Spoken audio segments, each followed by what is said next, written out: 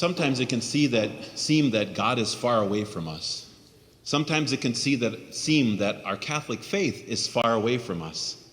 Well, I have good news.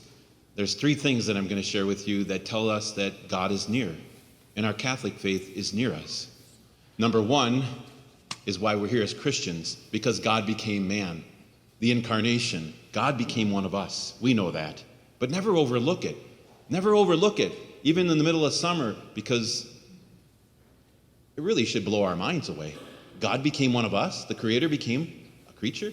I better not talk too much about that, but I could talk about that a long time because it just fascinates me. It just blows one's mind away. How much did God love us if he would do such a thing? Okay, so God is close to us in Jesus Christ and in the Eucharist, obviously in other ways. The second thing that God is close to us is we have an American Pope. Our church is close to us. We have an American Pope. Who would ever thought that would have happened? I don't think too many people at all would have thought that happened. Our Catholic faith is close to us.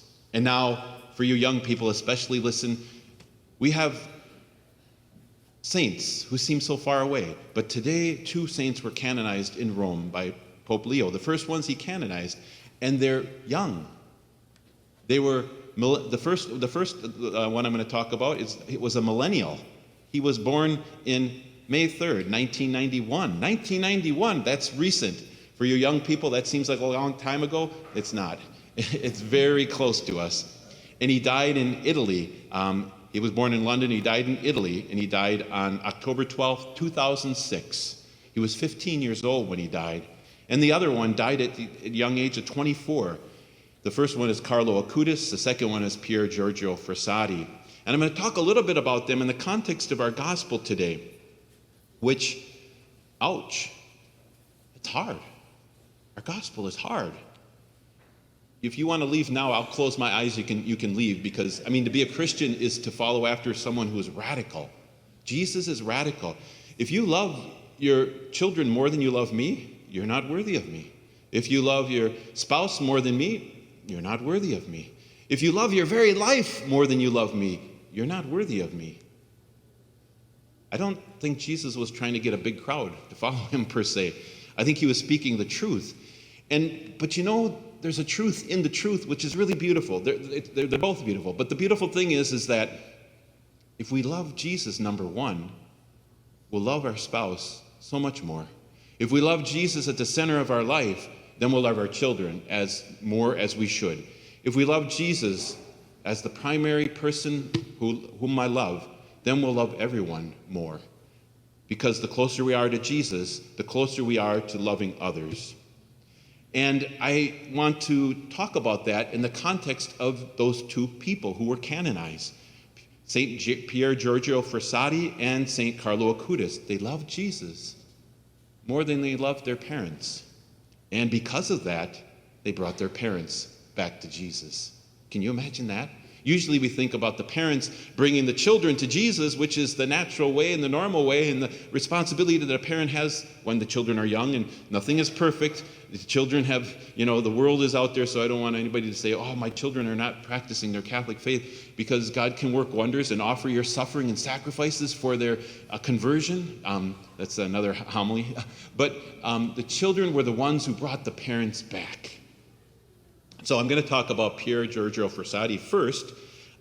Interesting, he was born July 4th. That's pretty close to us, isn't it? He died July 4th, 1925. Okay? And you can go online and see photos of him. He would be the most handsome male saint there ever was, probably. He's very dark, and I think he looks pretty tall anyway, and he's just a handsome, strong boy, young man. And he had a great love for the poor. His father they were wealthy, rich, because his father owned La Stampa, which was a Catholic newspaper in Italy, and it still exists today, as a matter of fact. And so they had maids and butlers and such. But he had a love for the poor. And I believe it was, now I'm doing this from memory, but I think he had some people taking care of him who were Catholic, and and some sisters too. And so they influenced him in a way. And so he would start to take his money and buy things for the poor to give to them. He would take his lunch money and buy it and give the money to the poor or those who did not have. And so he had a great love of the poor. And his parents didn't really practice their faith. And very short, I'm going to talk about him. He had a great sorrow, probably when he was 24.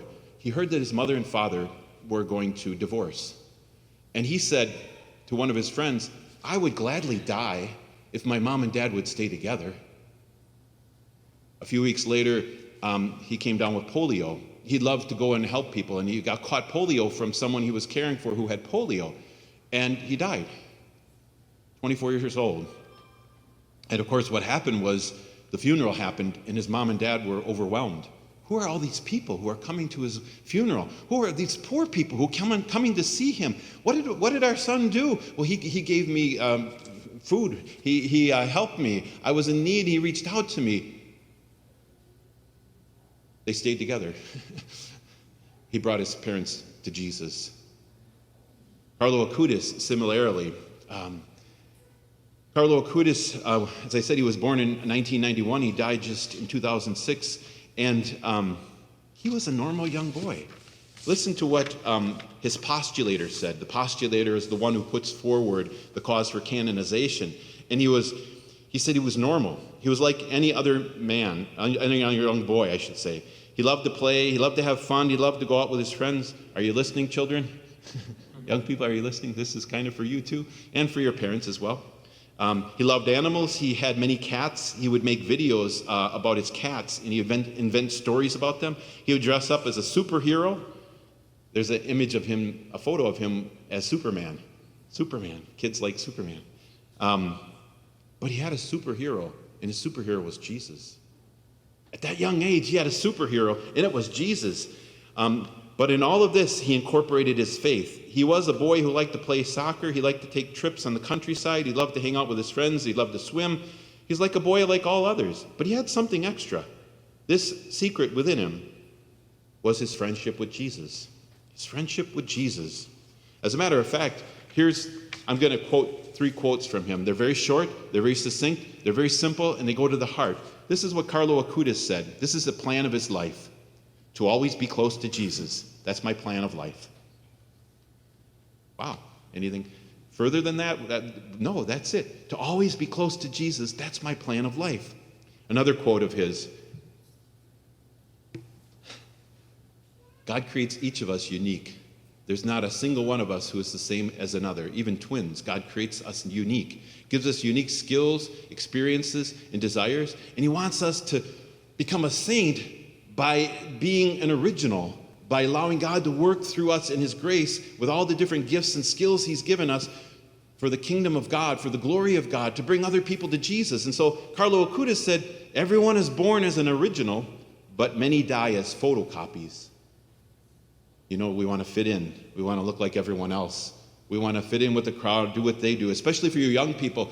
You know, not that we don't want to fit in the sense of, you know, we're going out to eat and I go out to eat with my friends. We fit in a sense we do things together. But in the sense of he stood out because he loved Jesus, because the plan of his life was to always be close to Jesus. Here's another quote, 2 more quotes from his. He said, the Eucharist is my highway to heaven. The Eucharist. Are you listening, young people? It's my highway to heaven. That's how he's going to get to heaven. And then he had a great love for a woman. Yes, he says, Mary is the only woman for me.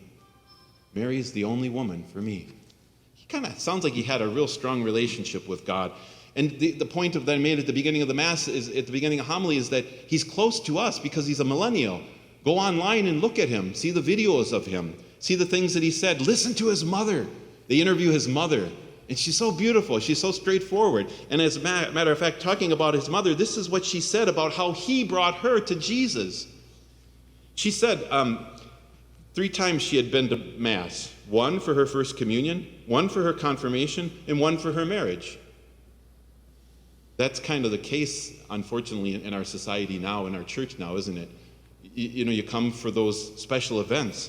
But here's what she said. Carlo was really the means God used to make me understand Jesus is really present in the Blessed Sacrament. Anybody struggle to believe that?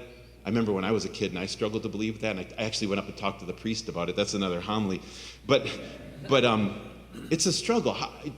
There's no way to prove that that's Jesus. Well, there is a way to prove it in a sense of scientific studies that have been done with the Eucharistic miracles. But anyway, he's the one that made me understand that Jesus is really present in the Blessed Sacrament, how he lived. The way he spoke of the Eucharist, she said, that Jesus is really present in the Blessed Sacrament. And there was another fella who was his servant, because they were a wealthy family. His name was Raja, and he was a Hindu. He was from India. And he would be with Carlo wherever he would go, or a lot of places he would go. And Carlo was so convincing in his belief that Jesus was really there in the Eucharist, Raja became Catholic.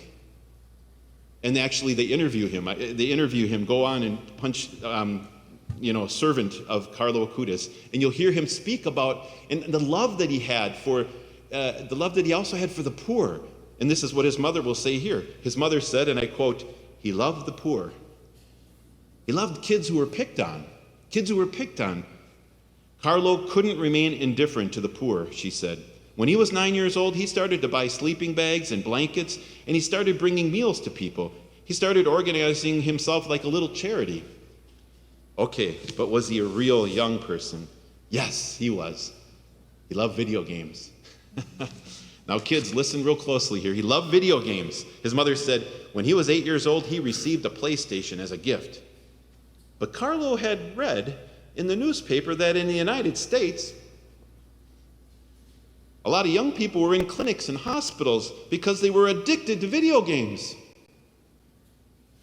Nobody here would do that. None of the young people would be addicted to video games, I'm sure. So, this is what he said. And so he said, no, I don't want this. I will use it a maximum of 1 hour a week.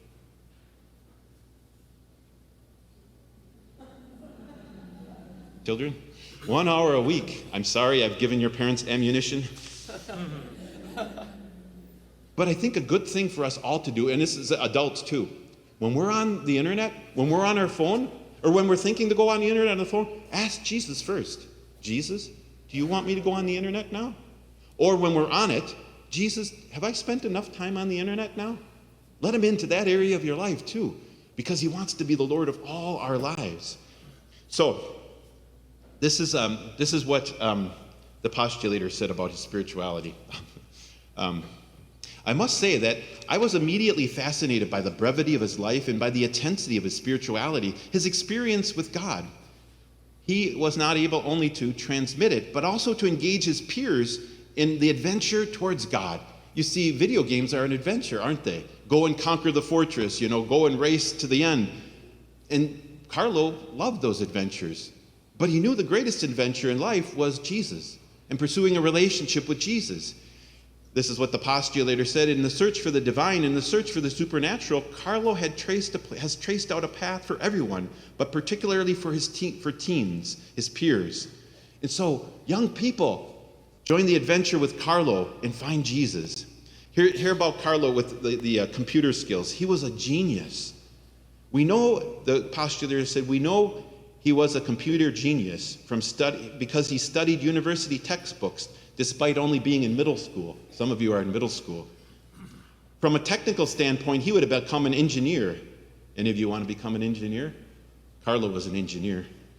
But what did he do with this? He put his talents to service of his faith. He created the parish website in Milan, and then he also created an exhibition of the Eucharistic miracles, and he put it on the website. You can go and look at it right now. It's there. He had a great love of the Eucharist, and he wanted to share that with others. And so he made a website so that people could go and see these miracles and believe in their heart that Jesus is really present close to us in the Blessed Sacrament, not far away from us.